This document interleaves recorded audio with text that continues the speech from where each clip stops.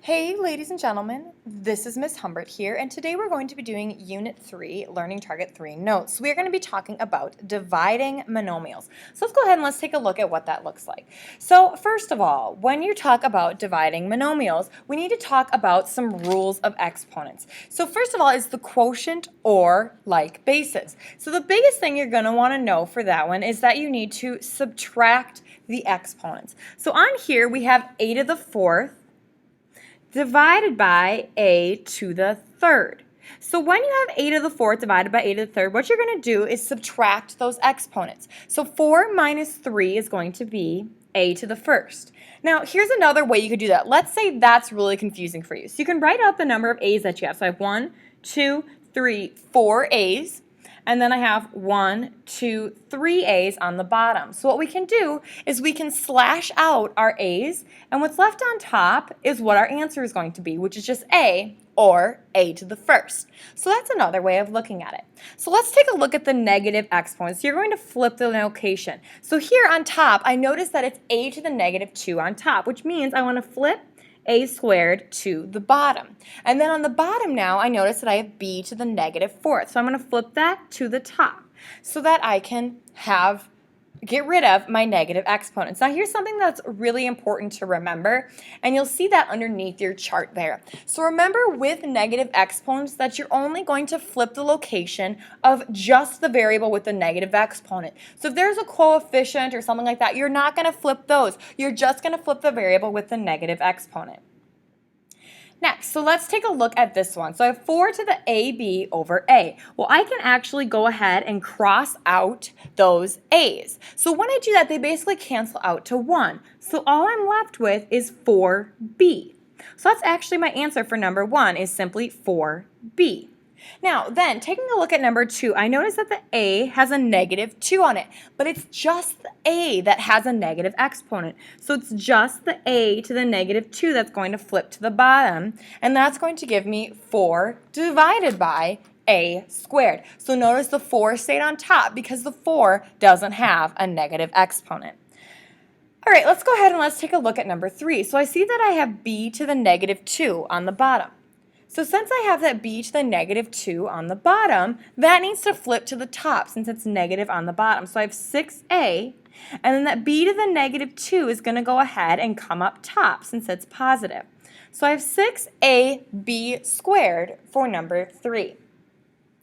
Next, taking a look at number 4. So I see that I have b to the negative 3 up top. So that I can go ahead and flip to the bottom. And a to the negative 2, I'm going to go ahead and flip to the top. Whenever anything is negative, you're going to flip where it's located. The 4 doesn't have a negative, so it's going to stay on the top where it is. That b to the third is negative, so I'm going to flip it to the bottom. And when I flip it to the bottom, I make it positive. My a to the negative 2 is going to flip up top. So then I have 4a squared divided by b to the third. Now, let's take a look at this steps to simplifying fractions with exponents. So the first thing you're going to do is flip the location of any variable with a negative exponent. Okay, then you're going to expand out any variable that has an exponent and write as multiplication. So we're going to expand it out so we have a bunch of letters. Then we're going to cancel any number or variable that is on the top and the bottom. So we're going to find pairs and we're going to cancel it out. Then for number 4, we're going to simplify any number or variable left by writing it using exponents. So what I want you to do is pause the video, make sure you have all these steps written down. That way you can reference your note sheet and make sure that you have fully simplified the problem involved. So let's go ahead and let's take a look at number 5. So I have a to the fifth. So that means that's going to be 1, 2, 3, 4, 5 A's. And then I have b to the 8th. So I have 1, 2, 3, 4, 5, 6, 7, 8 B's. Then on the bottom, I have 1A and 1, 2, 3 B's. So now I want to go out and cancel what I can. So I can cancel out the A's with the A's. Then I have 1, 2, 3, 4 A's left over. So since I have 4 A's left over and they're all on top, I'm going to write A and then to the 4th power because my 4 leftover A's are on top. Now let's cancel off B's. I have B's, B's, and B's. So I canceled off the B's and then I have 1, 2, 3, 4, 5 b's left on top. So I'm going to write that on top, and then I have b to the 5th. So my final answer for number 5 is a to the 4th and b to the 5th. Now let's take a look at number 6. I have 1, 2, 3 x's on top and 1, 2, 3, 4 y's on top, divided by 1, 2 x's on the bottom and 1 y. So now I'm going to cancel it out. Cancel 1, 2, and I have 1 x left on top. So it's just going to be x. And then I'm going to cancel out the y's, and then I have 1, 2, 3 y's left, so I have y, and then I'm going to write it to the 3rd power because I have 3 y's left. Let's take a look at number 7. So I have 1x, and then I have 1, 2, 3 x's. And then on the bottom I have 1, 2, 3, 4 x's. So now when I cancel out, what I notice is that everything here is going to cancel out. So since everything cancels out, that doesn't equal 0. Whenever anything cancels out, your answer is actually 1.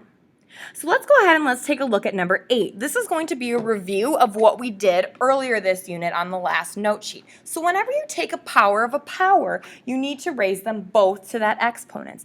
Now remember that the 5 and the 6 each have an exponent of 1 that you need to distribute in. So 5 to the 1 times 2 is 2. X to the 5 times 2 is 10. And then remember that y also has an exponent of 1. Y to the 1 times 2 is 2.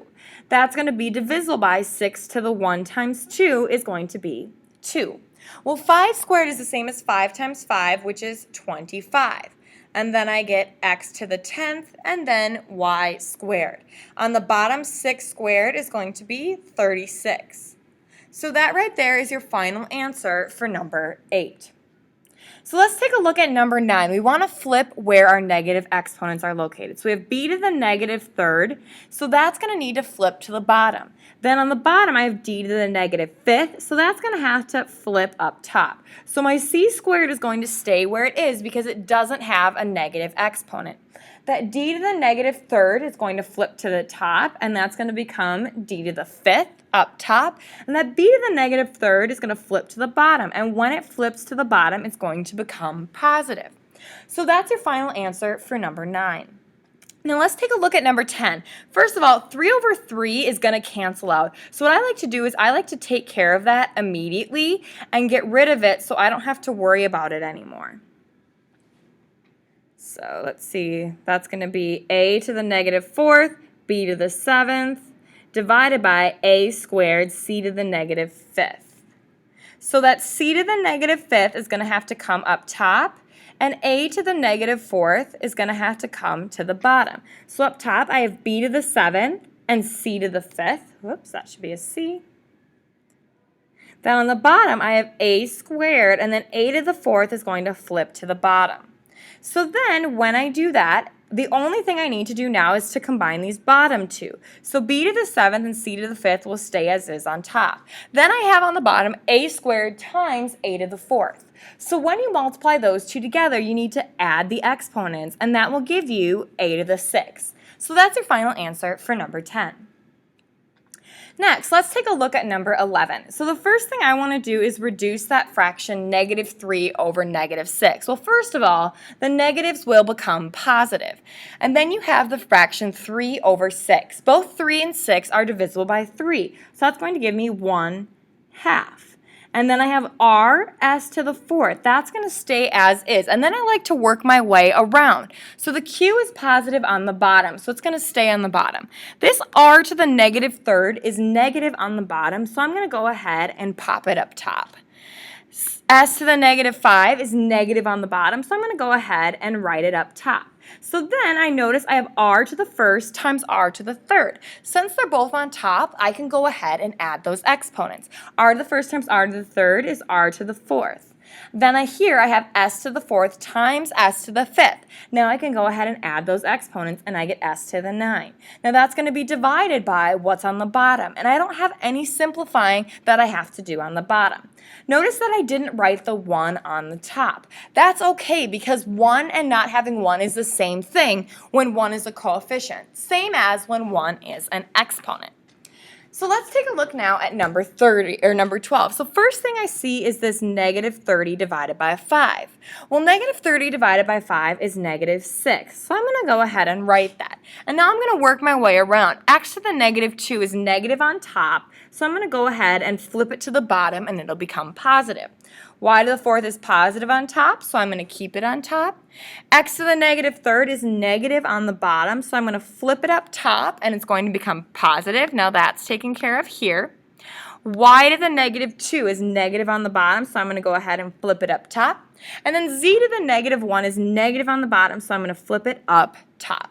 So now I need to write these out. Well, Z and Y aren't going to have anything, but I notice that I have 3 X's on top. So I'm going to go ahead and write that out to help me cancel it out. And then I have 2 X's on the bottom. So I'm going to go ahead and strike out my X's, and I notice that I only have 1 X left over. So I have negative 6, and then that's going to be X. And then I have y to the fourth and z, which you can also write as z to the first power. Now, since everything canceled out on the bottom, my bottom disappears. Now, just as a side note, remember that if everything cancels out on the top, you do need to keep the top there. But if the bottom cancels to 1, you can leave it without a denominator. So let's take a look at this last problem. What is the ratio of the area of a circle to the area of a square in simplest form? Well, the area of a circle is going to be pi t squared because t represents the radius of the circle. Now, the area of the square, if you notice, the entire length of the square is going to be t plus t, which is 2t. Which means that this side, since it's a square, is also 2t. So to get the area of a square, you're going to multiply 2t times 2t. So let's go ahead and let's take a look. So we have pi t squared. That's the area of a circle. Now to get the ratio, we're going to divide that by the area of a square. So then we have pi t squared divided by 2 times 2, which is 4, and t squared.